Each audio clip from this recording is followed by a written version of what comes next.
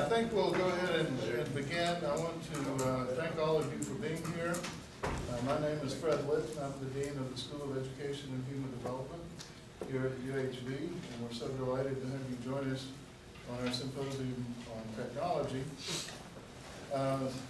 Take the opportunity to share with you that we have developed a concentration at the graduate level in educational technology and are on the road to developing a full-blown master's degree in educational technology. We'll be working on this coming year. So we thought to honor that initiative, we would have our spring symposium on classroom technology integration. So we'll learn more about that in just a minute. But let me introduce to you our new acting president at UHB, Dr. Vic Morgan. Dr. Morgan? Thank you. I'm pleased and excited to be here with you. I don't think we've got any better mission than providing teachers for the public schools in this region. And the technology will simply be a tool that will help us be more effective as we do our teaching. So let me say that I'm excited about the initiative that Fred is talking about. I'm excited to be in Victoria and at the University of Houston, Victoria. And I hope that if there's anything I can do to help you out, that you'll call on me in the office of the president. We're excited about the future, excited about the opportunities, and looking forward to working with each and every one of you. So thank you. Thank you, Dr. Morgan. I've only met him a couple of times. He's been here how many days now? 6 now. 6 days. I've only chatted with him a couple of times, but I do know in my brief chats that he is a supporter of education, public education, so we're happy to have him here and appreciate his good work in the past. All right, let me introduce also Carol Klages, one of our professors in education. Dr. Klages had the responsibility of this symposium, so I will let her introduce our guest speaker. I'm so excited to see so many people here. Last time we had, I was like the only one, so I'm so excited. I wasn't going to say this, I was just going to read what I had, but if you know me, you know I'm not able to do that. Sitting over there, listening to talk about technology and teaching, I can remember my first year, I was teaching 9th grade English and 12th grade government and economics at Stroman High School. And I would go upstairs to the 4th floor, and it was called the audio-visual room, and they had the overhead projectors that you had to roll. Some of you are like, I don't know what you're talking about. And you had to roll the transparency so you get clean transparency. And I was one of the very few teachers who would use the computer. It was like a big rectangle with a little bitty box, and you put a floppy disk in it. I was one of the very few teachers at Stroman that would make tests and handouts on this computer. And I was so impressed with myself. Some of you are like, yeah, I know what you're talking about. I have no idea what that floppy thing is you're talking about. But it's crazy how far technology's come, and I'm going to introduce you now. I agree. I used to get that purple stuff on my hands. Oh, God. I remember those sheets, and the students would sniff them. Yeah, they lied. Oh, I didn't say that out loud, did I? All right, Doctor. I can tell that we didn't do a thorough background check. I was 22 and happy to be around. All right, Dr. Joan Hughes, our speaker today. She does research in teaching and examines technology integration in teacher preparation programs in K-12 schools. She studies how teachers and K-12 students use technology in and outside the classroom for learning. She earned her PhD in educational psychology at Michigan State University. She was an elementary and middle school teacher in Silicon Valley in the early 1990s. She is currently an associate professor at the University of Texas. If you would help me welcome Dr. Hughes.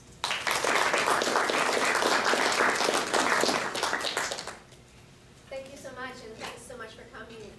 I met many of you, but I really appreciate the diversity of the community that's come together to come to this talk, so I really appreciate that. Tonight I'm going to share with you my vision for technology and education, which really resides with this title of my talk. I refer to it as transformative, content-focused classroom technology integration. And I'm going to illustrate what I mean by this concept in the beginning of my presentation, and then I'm going to follow it up with 3 stories. And these 3 stories are going to be at 3 different levels. A story of a teacher, a math teacher integrating technology in his classroom, a story of a school and its district trying to create a iPad learning initiative, and a story of a college of education and the capacity that it might have for preparing new teachers. And while these all stories are meant to elucidate this idea of transformative content-focused technology integration, they're not going to be wrapped up in a nice box with a big bow on it. They're going to show images of the possible, but they're also going to show that there's a lot of challenges in this work. And so we'll highlight some of those, and I'm sure many of you have experienced some of that yourselves. And I hope that in listening to these stories and my work that you'll discover some of the ways that you as a teacher or a faculty member or a parent or as a community member or a leader at the university, that you can try to contribute to the transformation that I'm talking about today. Carol, you gave me, you kind of did my background for me, so that's wonderful.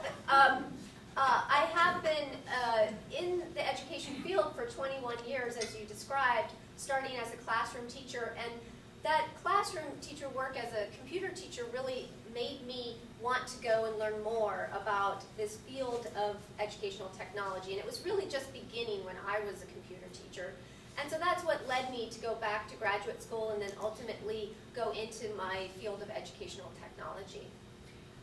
Today we've come together as a community of educators, and I just thought we could take 1 minute, and if you wouldn't mind introducing yourselves to the people next to you if you do not know them. And if you already do know them, you can chat a little bit about the topic of this talk, and what drew you to come here, and what do you hope to learn, and what do you think of this topic? Just to get you kind of thinking about this, and then I'll move on to my talk. So I'll give you about a minute to talk with someone near you.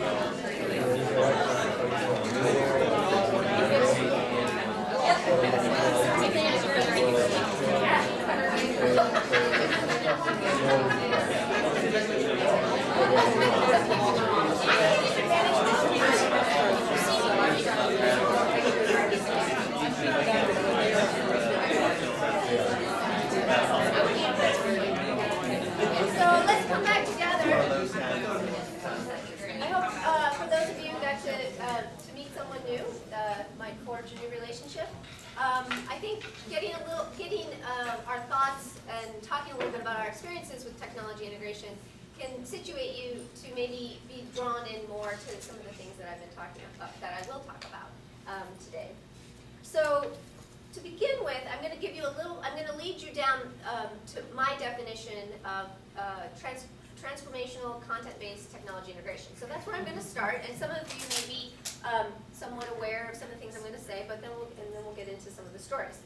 So we all know we're in the 21st century right now. In fact, we're 14% of the way into the 21st century. And educators often speak about this idea of 21st century education. They also talk about 21st century learning and 21st century skills. So we hear a lot of this. And generally, it's used in terms of goals or aims that we're trying to improve education. So we're trying to work towards 21st century education or learning. But what does that really mean when people say that? And so one perspective is that it reflects what are also referred to as an acronym of the 4 C's, representing these concepts. Critical thinking, communication, collaboration, and creativity. So the idea is that we need to have learners engage in these kinds of activities, and this will ultimately create the optimal learning. Business and industry leaders have touted these skills as those that really are imperative for today's workforce. And that has led to this 21st century education learning 4 C's goals. But today, I'm going to extend this idea, the notion of these 4 C's in some different ways. So just as a background, so again, just like people use the word 21st century learning and talk about it, people also talk about the 4 C's and these ideas without really knowing necessarily what they mean. So as an overview, I'll just give you a little bit of a background on each of these concepts. So critical thinking, if we're going to have, draws learners into engaging in reasoning, using systems thinking, making judgments and decisions, and solving problems. This kind of critical thinking can emerge from inquiry, problem-based learning. It could be situated in contemporary issues, and it could examine ill-structured problems. I like to think of it as critical thinking happens when the answers are not Googleable. It's a new word, Googleable. So then the second concept, communication, involves communicating clearly with others, listening to others, using multimodal expressions. So getting beyond just the oral and the textual, but involving video and pictures and audio and infographics and things like that, communicating in a variety of multimodal ways, and communicating with diverse audiences. And those audiences, different audiences, require different kinds of communication, and so being cognizant of that. And collaboration involves working with others and compromising and sharing responsibility. And then ultimately, creativity involves design work, brainstorming, developing new ideas, implementing them, and even constructing them. So these are the 4 C's, and these are often similar or the same as 21st century learning and 21st century education. So today I'm going to add 3 concepts to the 4 C's, and those are connected or connectedness, content focused, and computing, digital computing. And all of these are going to, I'll show you in a minute, how they really form the basis for my definition of transformative content-based technology integration. So connectedness or connected is this idea that's emerged in just the last few years of that learners can gain a lot of value and experience in moving and connecting with people locally and globally. So I'm going to talk more about that idea later. But we can learn from we have a global opportunity. And then content focused, of course, reflects the idea that we work within disciplines. And so typically in K-12 and higher education, those disciplines broadly are math, science, English language arts, social sciences, physical education, art, theater, foreign languages, and beyond. And then finally, computing or digital computing is a more important concept. However, I am particularly interested in the use of digital computing in education when it amplifies or transforms these other aspects of education. So if we're using it just to replicate what we've done before or substitute for what we've done before, I don't believe that it's necessary. And you'll see more about that as I go along. So the 4 C's have become the 7 C's. And I should mention that. So I'm talking about the 7 C's, and we're in the 14th% of the 21st education. So we have a little progression going here. So I would order them, though, in this way. And so the yellow pluses indicate the ones that I've added to this concept. And the first 6 C's that you see here, from content-focused all the way through connected, really, to me, represent the transformation that I'm talking about in my title of this talk, and transformative education. Because these, if you implement content-focused and these types of learner-based activities, you are ultimately moving away from a teacher-directed instruction with lower-level tasks, lower-level thinking tasks like factual recall, and moving more towards student-centered learning environments in which the students are engaging in higher-level cognitive activities. So you could attain amazing transformation just with the first 6 C's, and you could call it a day, and that would be one, and that's incredible. And one thing I would say, though, in a particular lesson, we would always want it to be content-focused, but I'm not calling for that each lesson would have to have all of these 5 C's in it. But moving more towards transformative education, you would have at least one, and then often they're interconnected, so often you have many of them. But I wouldn't go out looking at lessons or educational approaches that would have all 5 of those middle section in there. If they do, that's amazing. And then, of course, we have the digital computing aspect to this idea. And so that's the key to the transformative technology integration. And so thus, the 7 C's altogether. So these are the aspects that are important when I'm thinking about transformative, content-focused, classroom-based technology integration. And when I say classroom-based, that can be at the K-12 level, it could be at the higher education level. A lot of these concepts are equally applicable at all levels of education. So now that I have familiarized you all with my vision of technology integration as the 7 C's, I'm going to share 3 stories of practice. So a teacher, a school district, a high school and its district, and a college of education to explore some of these concepts in practice. So first I'll move to introduce you to Tom, who is a high school teacher of pre-calculus.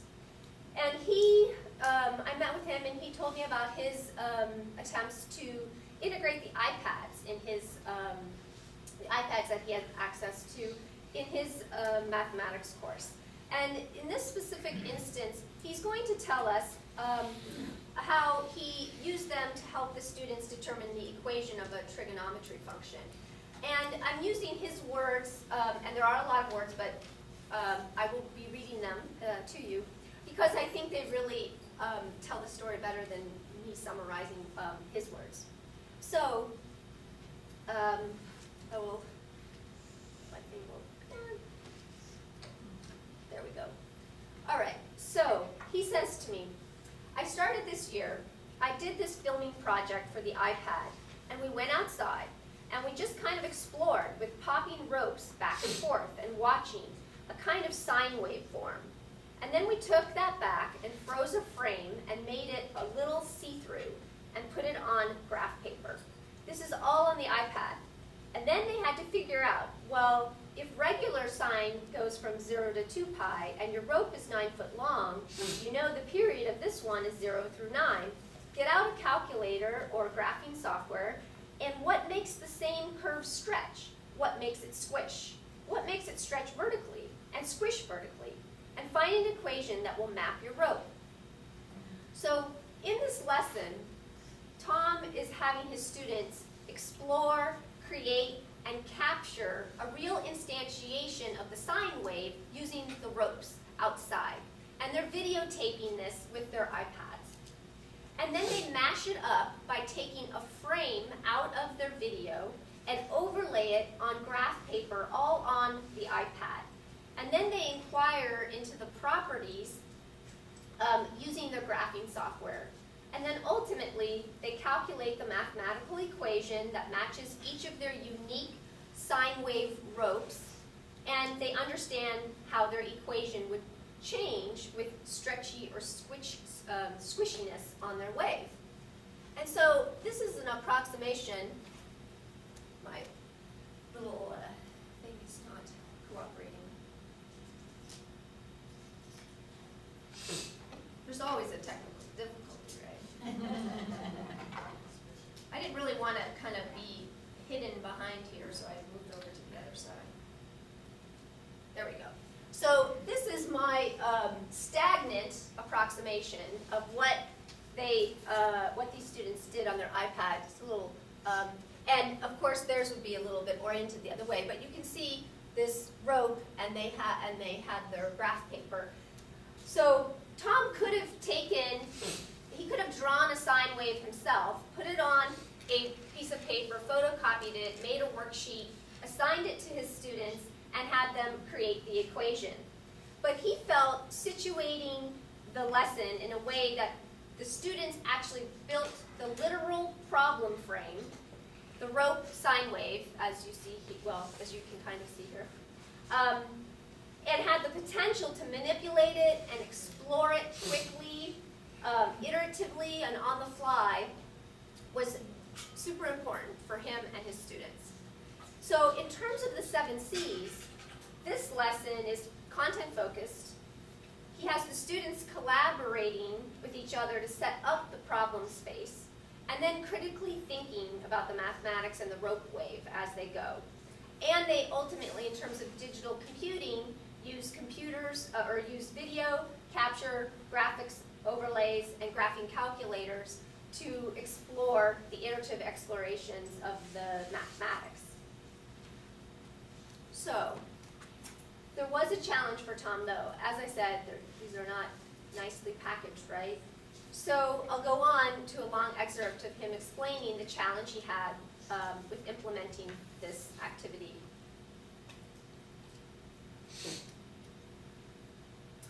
So he's describing, he says, his math team, we all need to do the same because everybody needs to have the same thing and equal and all the same time. So that makes it hard to be, unless you're spending your weekends dialing this up as a perfect unit. Actually, this needs to be about 3 weeks in advance, so you can present it to your team, see if they like it. If they don't, then you've got to have this discussion of, well, if you don't do that material and you don't give them that quiz and that test, well, that's not fair. Your kids are going to make some really little project they're going to get an A on, and my kids have to factor something, which is hell. If they just say no, meaning his team, if my team just says no, we're not doing that, then I'm like, oh good, I'll just put this in a folder of things we're not doing this year. So you can see this is a challenge for him, and it was a challenge of standardization. It was the standardization of the learning experiences in his high school, of the teaching approaches, and of the testing approaches, that everyone had to take the same quizzes and the same tests on the same day, etc. Has anyone experienced this in their schools? So, unfortunately, Tom did not continue to create projects such as this. So he went back to his typical lecture and test pedagogical approach. So he says to me as a quote, "My approach to teaching, well, it's very much, presentation, lecture, give them practice while I'm up here." So he gave up his innovation.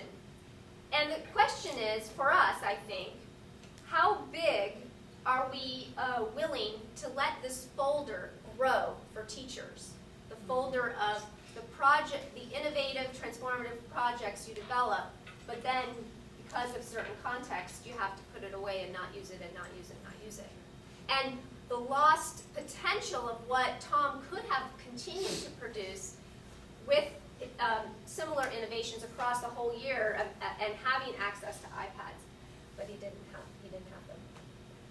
So that's an individual story of a teacher. I'm going to now transition to tell you a story of a high school that was beginning the first year of a school-wide iPad innovation.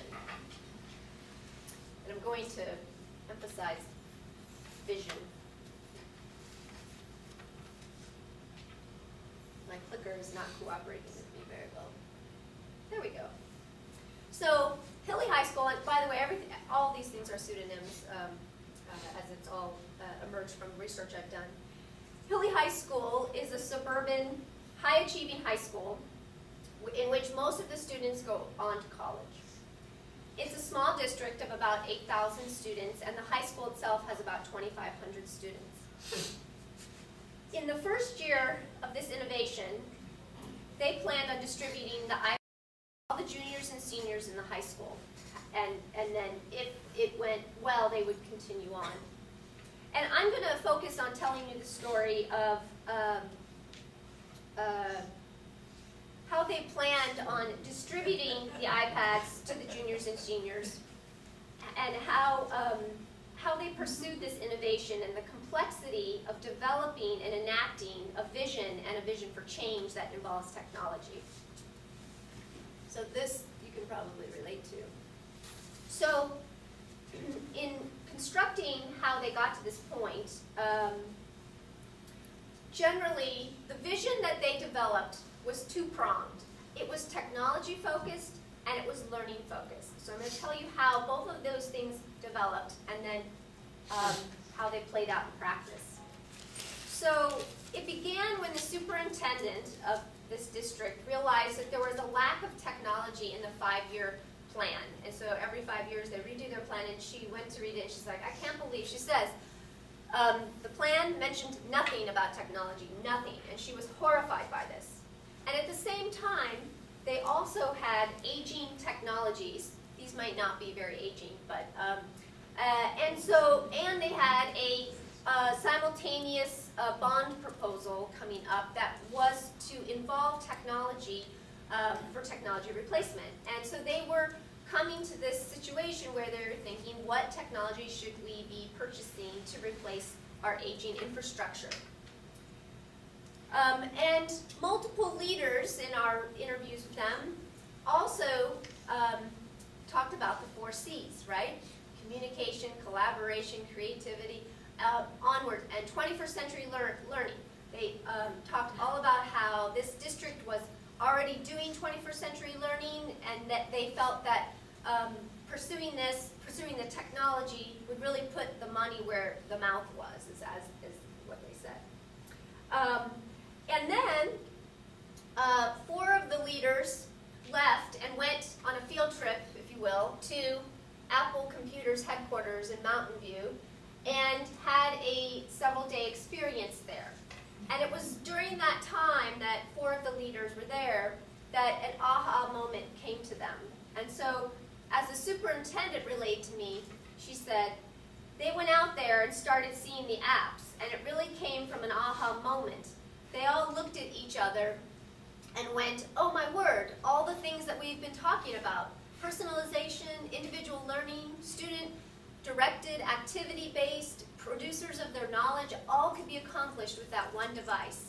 That mobility, that access 24/7, all of those things. And so, out of that, they chose to pursue iPads as their technological solution, and they essentially developed this vision of transformative, improved education with iPads that involved ideas such as personalization, student-directedness, problem-solving, analytic thinking, innovation, production, creation, 24/7 internet access to information and resources, and global learning. And all of these terms are coming from the interviews we had with the leaders at this school district. And all of these, you can see these words words, you can see how they connect to the idea, those 5 C's, those collaboration, critical thinking, creativity, connectedness, and I'm missing one that I have forgotten. If I don't go in the right order, I might forget them. Creation, it's right there. Creativity. And so you see this, you can see where they're coming from. And so that is, for this district, the 2-pronged vision was the iPads were going to enable this transformative learning that they've articulated here. So what we found, we followed them in this first year of implementation, and we found that the learning-focused part of their vision was not realized to its full potential.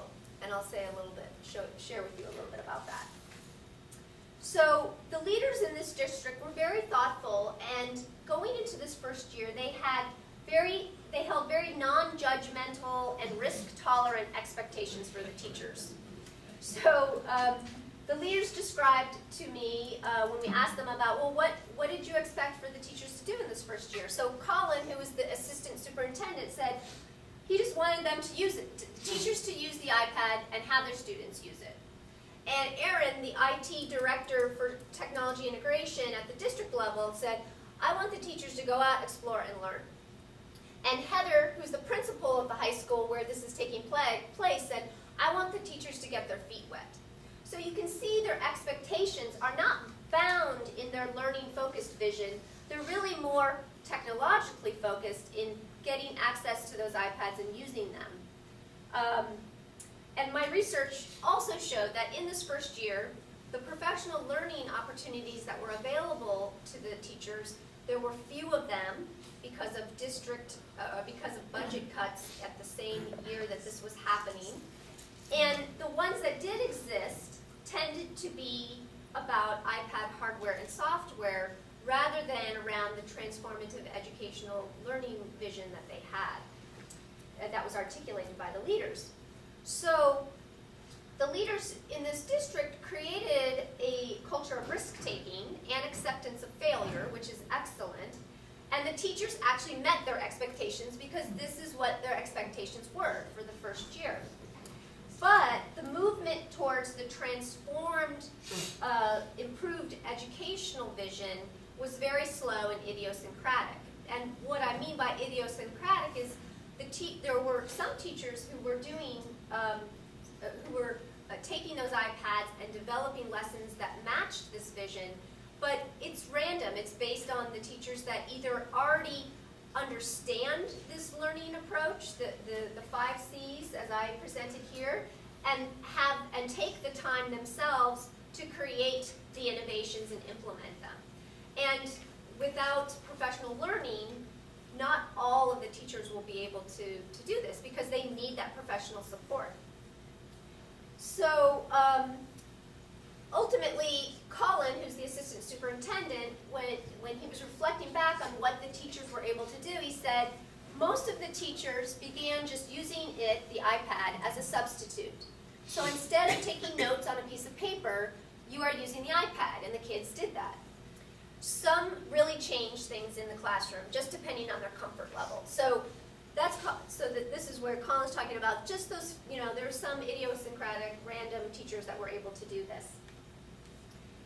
So ultimately, we observed that the non-negotiable need for substantial vision-aligned professional learning opportunities. It's just not a negotiable item. It has to be involved.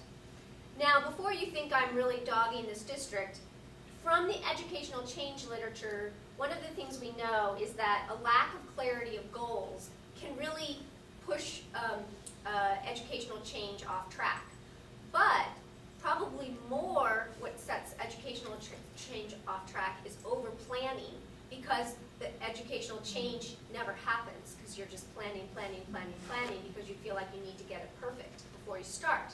So one of the things that's great in this district is that these leaders did not overplan. They jumped in and started working on this. And they accepted that there was uncertainty to the path and that there was certainty that the path would have to be shifted and changed along the way. And so by the year's end, Colin, as an example, the assistant superintendent, realized that they weren't where they were wanting to be in terms of their vision, and that they needed more support and to offer more professional learning. And the support would have to be aligned with their learner-focused vision. So I'm going to move now to my third illustration, and then I'll bring them all together as well.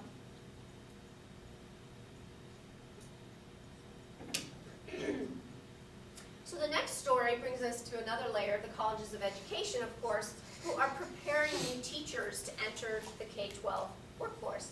And so I'm particularly interested in what's happening in the College of Education. So this story is going to highlight how a College of Education could help create connected educators. And as you recall, I added that concept of connectedness to construct my 7 C's at the beginning. So connected educators connotes the idea of learners who connect and interact with others both locally and all the way up to globally. And I'll describe what this means. So educators who use social technologies, such as many of these, for professional learning in the field are now being referred to as connected educators. They learn and collaborate and interact with other professionals to understand and innovate and to professionally learn themselves. So right now, there's 3 ways that we're talking about connected educators happening. So the first is teachers can learn through professional learning communities, or PLCs, which you have probably heard of before.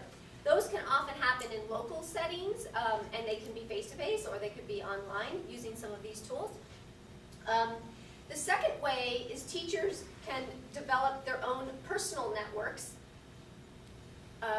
connecting to selected people or organizations that they respect and want to learn from. And they often use social technologies. So these icons represent Twitter, Facebook, wikis, Pinterest, listservs, blogging, digital portfolios, podcasting. These are just an example of different social technologies that exist that allow teachers to connect with others. And then third, so that second item was the personal networks. So that's you as an individual educator saying, hey, I really like what so-and-so does. I'm going to follow them on Twitter. Or I like what that organization does. I'm going to follow them, or I'm going to interact with them. So you're really getting to choose your network. The first example of the professional learning communities, those are not always, teachers don't always necessarily have a lot of agency in those, depending on the nature of how they're set up. Sometimes they're implemented in schools kind of in a top-down fashion, and sometimes they're fashioned around strategic goals for the school, and everyone's going to have a PLC about X topic, or they're formed around books or topics. They really range in format. And then the third approach is teachers that join communities of practice that are global or national. So examples of that would be joining the National Council for Social Studies, NEAM. They have a NEAM. Or the National Council of Teachers of English have many online forums. And I'm sure every organization that you all in this room are connected to most likely has a social community built into it, if you don't know already, so you can go find out. So this is a little bit of background about connected educators. So what I'm going to share with you is I've been doing research on the College of Education's pre-service teacher education program for many, many years. And I'm going to share some of the data that I have learned about the pre-service teachers that graduate from this program, because in terms of this concept. So what I wanted to do was share with you how are these pre-service teachers who are just about on the cusp of graduating, they complete this survey for me just 2 weeks before they graduate. What are their experiences with social technologies? So we can know to what degree they might be doing this or be able to do it once they get into schools. So this data is from 4 years, although these represent kind of general trends across the years. So first, in terms of general social networking, all of the pre-service teachers said they generally social network, and generally 100% of them were using Facebook. Earlier in the years, they were also, they transitioned from MySpace over to all Facebook, and then Pinterest also got a big surgence in the last two years of the data. So, but Facebook remained kind of up there with everyone using it. Then what we were particularly interested in was the percentage of pre-service teachers that were telling us they didn't do any of these things. So, of these more specialized social technologies, 40% had never read a blog, never written on a blog, and writing on a blog is different than reading. Reading is more consumption, and writing is more active contribution and sharing, and so there is a difference between that. 40% had never read a wiki, unless maybe they don't realize Wikipedia is a wiki. But 90% had never written a wiki on a wiki, and 80% had never read or written on Twitter. So they also told us, or shared with us, a little bit about their professional uses with social technologies. So in terms of LinkedIn, their use shifted from, in 2008, 6% were saying they were on LinkedIn and using it, and this is just right before they're going to graduate, up to 11%. And we had a different question that was just asking about, did they use general social networking for professional activities, and that could have been any range of different technologies. And that rose from 8% reporting they did things like that to 22% by 2012. So generally, our data was revealing to us that some of these pre-service teachers, and in some cases a majority of them, were not experiencing these technologies as learners, so they weren't using them in their own classes, and they therefore weren't able to reflect on them as designers. So how would I possibly use this in my own work in the future, either as a teacher or to professionally learn? And then also they were likely not examining any ethical issues around them, which certainly are prominent in the field. So that's kind of the state, and one thing about this College of Education in terms of this data, I would characterize them as kind of a technology-rich College of Education because they required all of the pre-service teachers to have a computer through their program, a laptop, and through their university coursework, their field work, and their student teaching. And the faculty were expected to integrate technology, although I will say there wasn't a lot of kind of oversight of whether that was happening or not.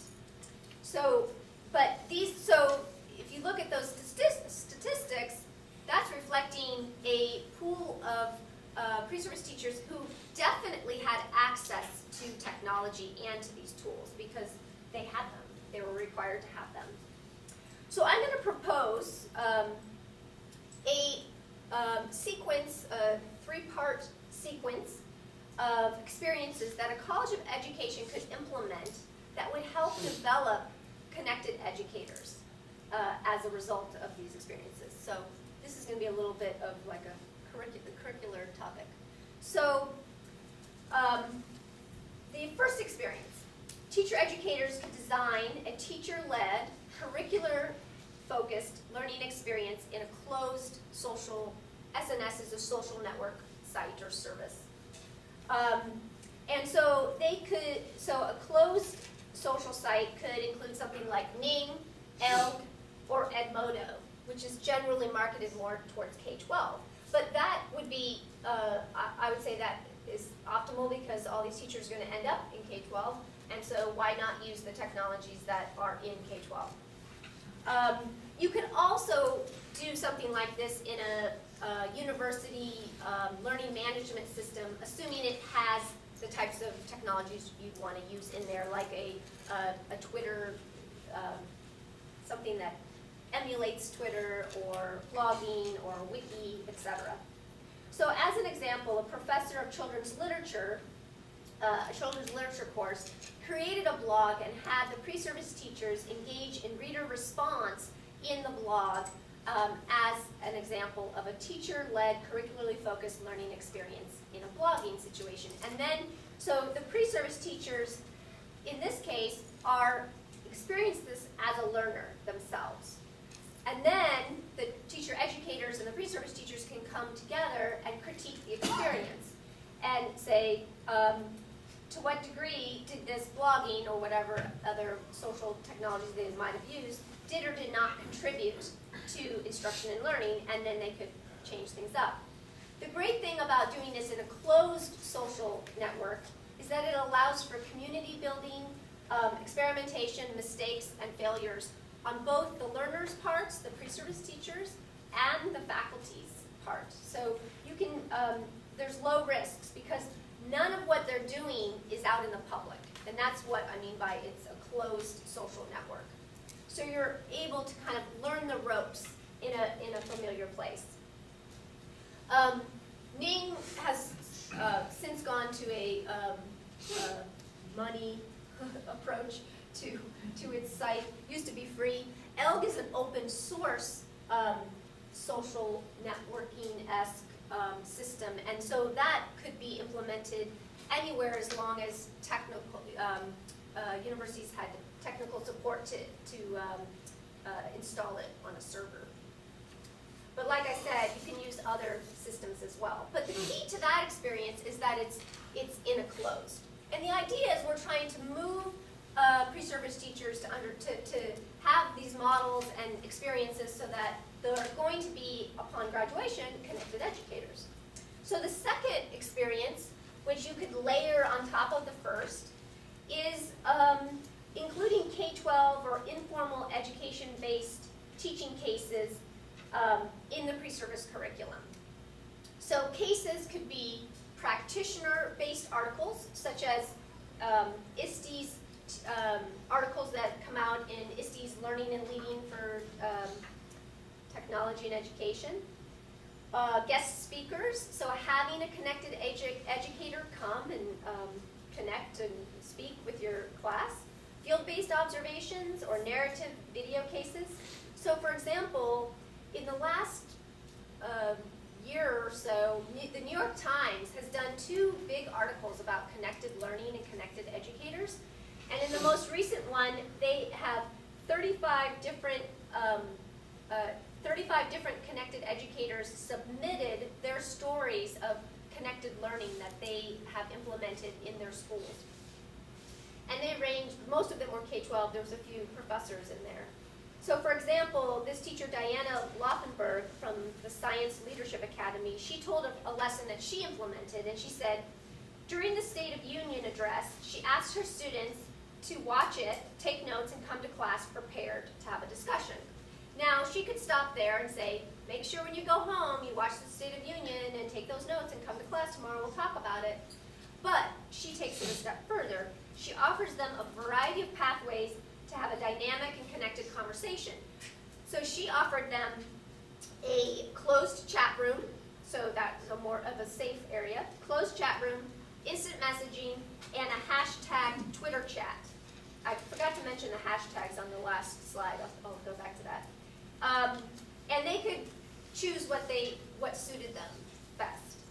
And so they did that, and she felt like being able for all of her students and herself to be connected in the moment when they were sitting in their living rooms dramatically increased the understanding of the content, the process, and the function of the State of the Union.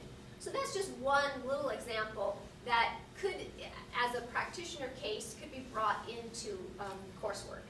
And again, in this, the experiences that you're exposing pre-service teachers, and you could also do this with practicing teachers, is setting the pre-service teacher as a teacher or as a designer. So now they're critiquing this experience. So if you heard that instance of what Diana did with the State of the Union, you could come together and talk about, is that an appropriate lesson? And how did, and thinking about my 7 C's, how did it capitalize on any of those different kinds of approaches to learning? Was it content focused? How did it use the digital technology? Was it worth it? I'll just go back a couple slides. I forgot to mention here, just for those who are not familiar with Twitter, so these all were representing the different technologies, but in Twitter, this is what's called a hashtag, and it starts with a pound sign and then it has a word. And in Twitter, you can search those and you can see everybody who said something that uses this hashtag. And so like this one is NCTE chat, so the National Council for Teachers of English have a chat, and then that chat happens at a certain time, and you can go and attend synchronously, or if you're not available, then you can go back at any time you want and just search on that, and you'd see the whole conversation that happened. So just as a little background on that. So the third part of the third experience, of course, here we're broadening out. We want them to be connected educators. You could design a learner-centered, curricular-focused experience in an open social site. So now we're going for the real time. So an open social site would be Twitter, Facebook, a professionally sponsored social network, such as ISTE's Young Educator Network, up in the upper left, or this is the National Council for Social Studies Ning site, so this is just a little bit of a picture of it, or the Connected Educators website, it's connectededucators.org. So these experiences would situate the pre-service teacher back as a learner, but as a professional learner. So now they're putting their teaching hats on, and they're going to engage with others in the teaching profession. And they're going to begin to develop into a connected educator. These are all open sites and they're all public. So the pre-service teachers could participate as within the sites as what are called lurkers. And that means they're observing and they're reading and they're watching, but that's what they do. They lurk. So you wouldn't necessarily know that they're there, but they're there. They could participate as participants, where they're posting and communicating. So that's another level of engagement. Or as leaders, where they would actually organize an event. And you might say, well, what does that mean? Well, October of every year, at least for the past 2 years, is Connected Educators Month. So it started 2 years ago. The first year was sponsored by the federal government. The second year, it became actually a consortium of all sorts of organizations which crowdsourced professional learning opportunities, and most of them happened via social technologies. And so you could go on the Connected Educators site and find just hundreds of opportunities every single day. And so anybody can sponsor those. So a pre-service teacher, it might be unusual, but they could actually decide to lead an event and get it posted on there, and maybe they want to have a chat about a certain topic, and they could do a Twitter chat. So overall, this is an example of a triad of experiences that could be implemented in a College of Education. It actually also could be implemented at an in-service level for teachers as well, that contributes to developing pre-service teachers as connected educators. However, there is a formidable challenge involved in this, and that's the fact that teacher educators themselves must develop this kind of knowledge and experience. So a lot of times, those of us professors that are all professors, we're as new to these things as anyone else. And so we have to start to develop these experiences so that we can mentor and model it as well. So we want to think about that from a higher education perspective as well. So now I'm going to wrap up this, and the thread that, it might seem odd, but the thread that I see through all of these stories is the teacher's situational ingenuity, which I borrowed from a book I happen to be reading recently, and which I'm going to share with you how I found it. But in other words, that means teachers are classroom-based experimenters and solution seekers. So a very, I don't know what kind of way that is, obtuse way is to call it situational ingenuity, but it sounds pretty neat. But I think it really describes what teachers do in their classrooms. They're figuring out what the challenges are with their students' learning, and they're trying to find solutions to them. And that is situational ingenuity. And I feel that this kind of ingenuity is an important way that transformational content-based technology integration happens. So I happen to be reading this book called The Pecan. It's called The Pecan. And I came upon this excerpt describing farmers' ingenuity. And it reminded me of, as soon as I read it, I just was like, this is what teachers experience the same thing. So McWilliams, the author, with some bits missing for brevity's sake, McWilliams writes, pecan farmers value the opportunity to solve unexpected problems with pragmatic and innovative solutions. They define themselves through their own rugged brand of situational ingenuity.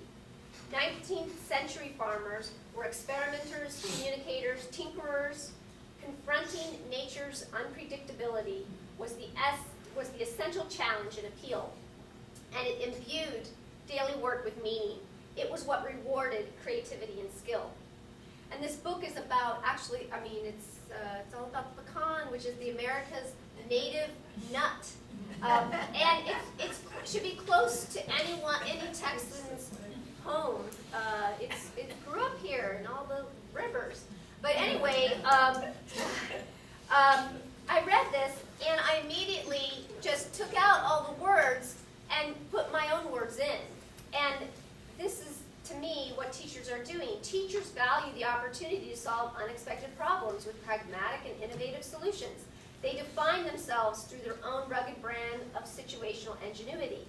21st century teachers are experimenters, communicators, tinkerers. Confronting teaching and learning's unpredictability is the essential challenge and appeal. It imbues daily work with meaning, and it is what rewards creativity and skill. So I reframed this, but teachers, I think, with time and support, can be ingenious designers in their own classrooms. And Tom revealed this in his creative, ingenious approach to teaching a mathematical concept, but he was challenged by the standardization of education that he faced. And perhaps once the teachers at Hilly High School understood the learning-focused vision, they'd meet the challenge through experimentation and tinkering. But I'll add a little bit to the story. Tom was a teacher at Hilly High. So he was one of those idiosyncratic teachers, or those random teachers, those special teachers, who were able to situationally, ingeniously develop new lessons that supported the learning-focused vision. So he was actually doing what supposedly that school and district was envisioning they wanted to have happen. But we know how that story ended. So the standardization of education, at least in the disciplines that are highly tested, like mathematics,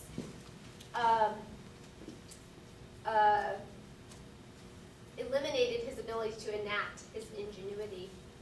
So in school-based innovations such as Hilly High, we need these learning-based visions, but we also need policies and supports that will back up the teacher's ingenious solutions to classroom challenges.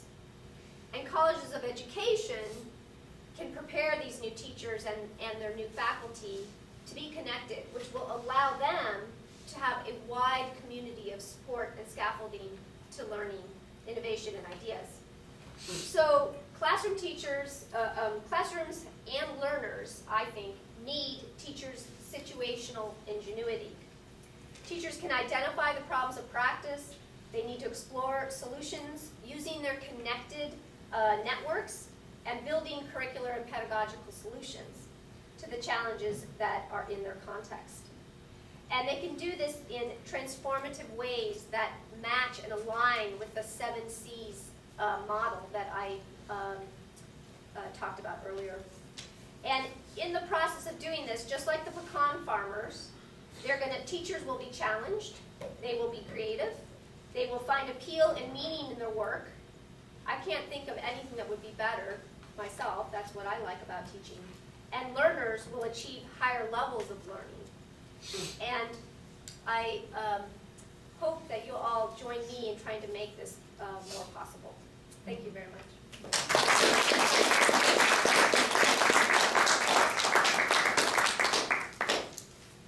Does anyone have any questions, comments? Yes.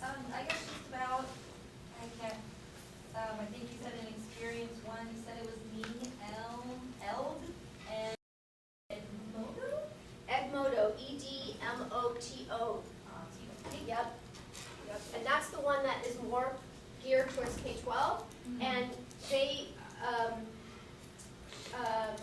they provide, their technology can provide like, it could support online learning to some degree, but it's really a way to facilitate communication between students and teachers in an organized fashion. So one of the things that schools that have gone to iPad implementations, where it's an old school-wide iPad or other tablets, one of the things that teachers face right away is the onslaught of how do I deal with all of these digital assignments that I'm giving my students. All of a sudden, I teach 148 students every day, and they're going to turn in their homework, and now I'm getting 148 emails every day, things like that.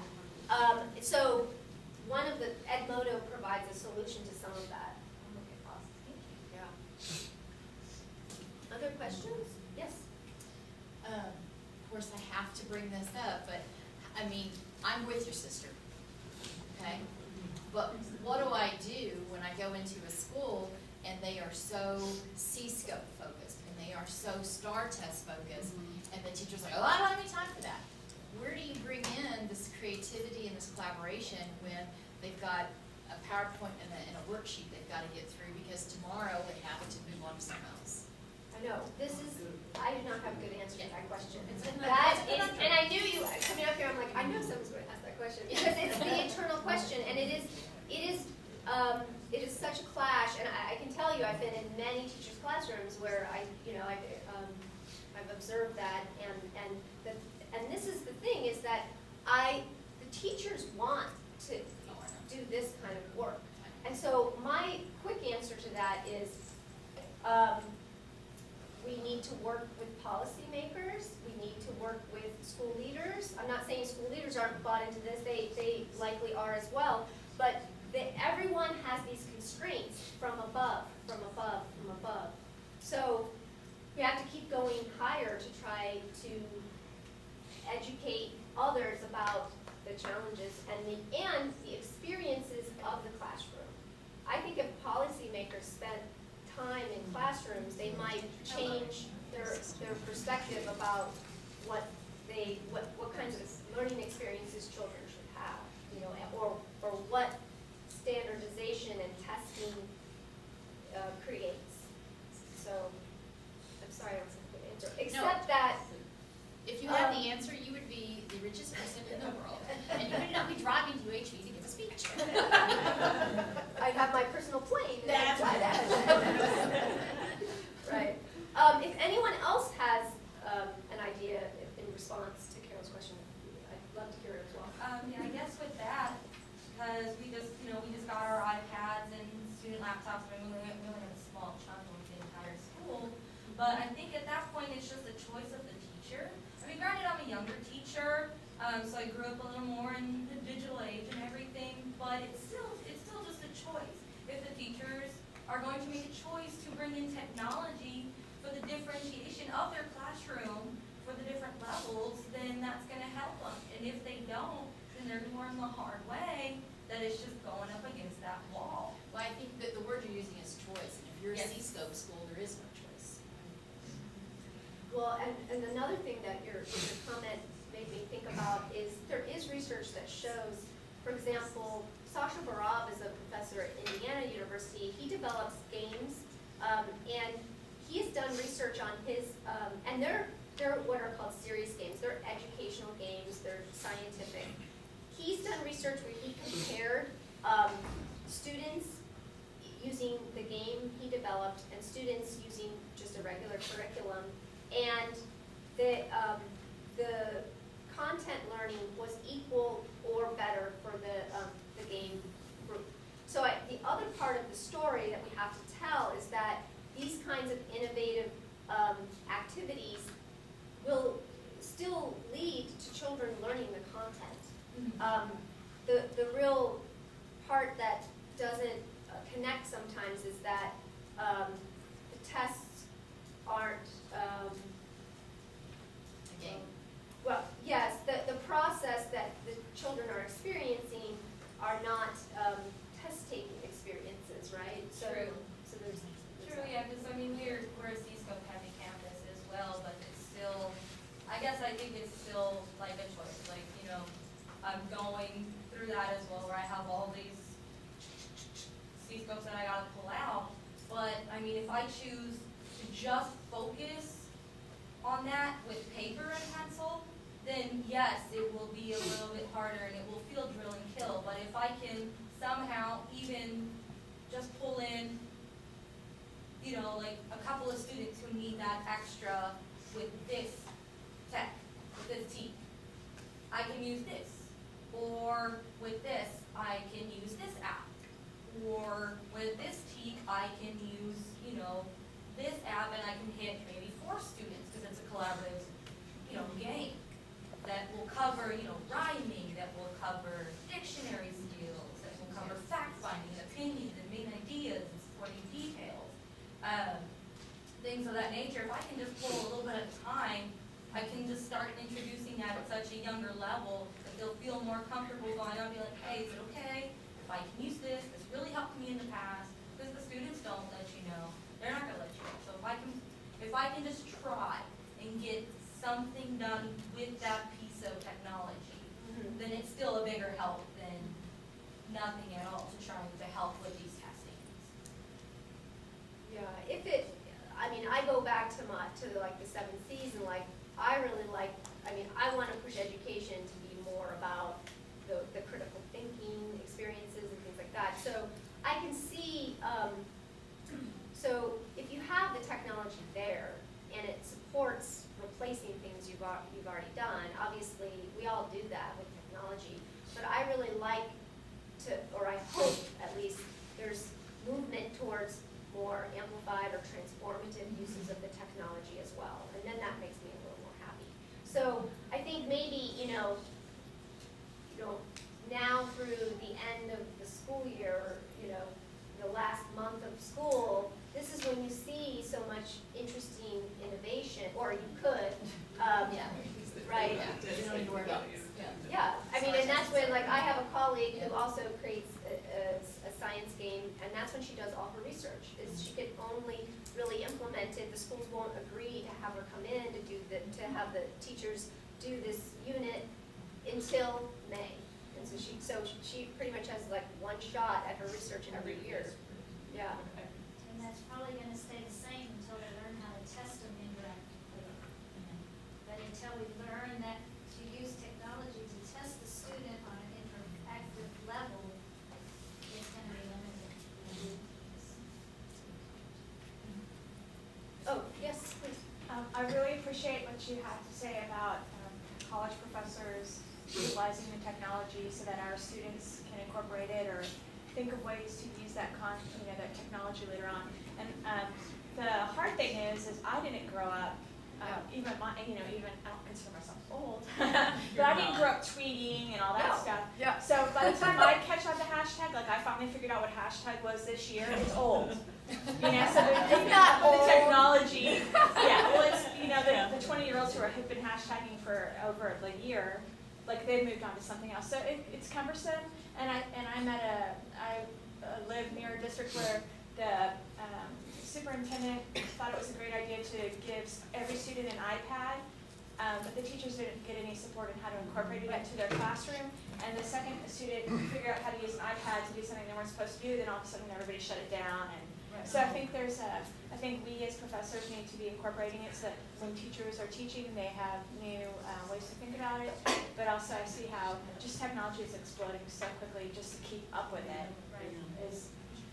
It's a race. challenge, and Yeah.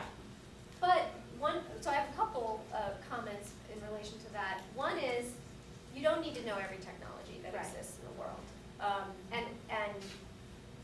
If I go into a classroom and I'm working with a teacher and they do this one amazing thing every year with this, technology, I'm like, great, keep it up until that technology doesn't work anymore. So you can do amazing things even if, like, the technology is aging. It's really, to me, more about the experience, the learning experience, and the content part of it than what that technology is. And so I think for professors as well as teachers, you just have to release yourself from trying to know everything that exists, because it's really kind of impossible. And so, maybe you pick one challenge for yourself, per semester or something. You say, oh, I'm going to explore this new thing. Go over to Bev and say, Bev, what's the new thing that I should learn?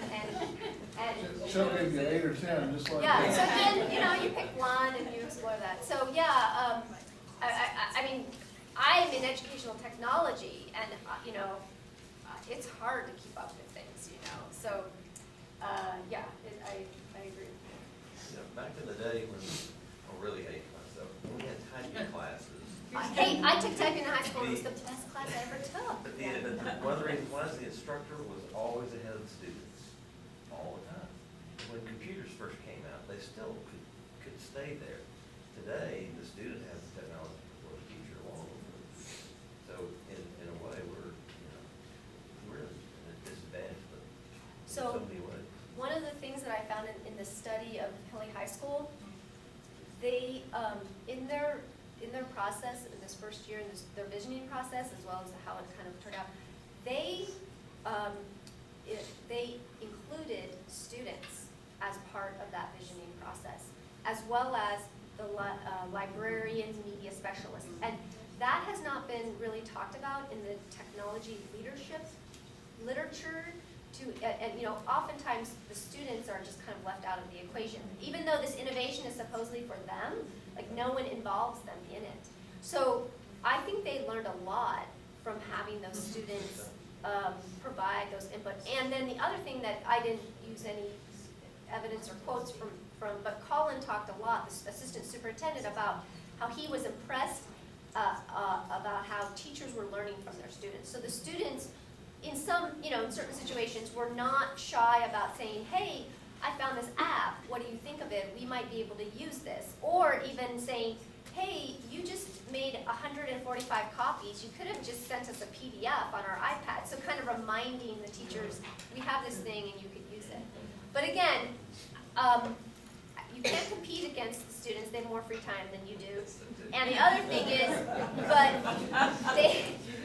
they don't, generally the Kaiser M2 report shows that young people use, the most recent one, which was almost 4 years ago, showed that they use technology for 7.5 hours a day. Media tools, and that's not even educational uses, that's only like personal technologies. And if you take multitasking into account when they're using 2 technologies at the same time, it's like 11 hours or something. And that was 4 years ago. They should be doing a new survey soon, so I can't even imagine what it is right now. I actually have my own, when I teach an undergrad class, I have them collect data about themselves, and it's interesting. But the other thing I was going to say is the students, depending on what age level you're talking about students are, at the K-12 realm, they don't have pedagogical knowledge. Teachers have pedagogical knowledge, so and deep content knowledge. So you're bringing a lot to the table in terms of, we wouldn't want to just turn over our education to the 5th graders because they are supposedly digital natives.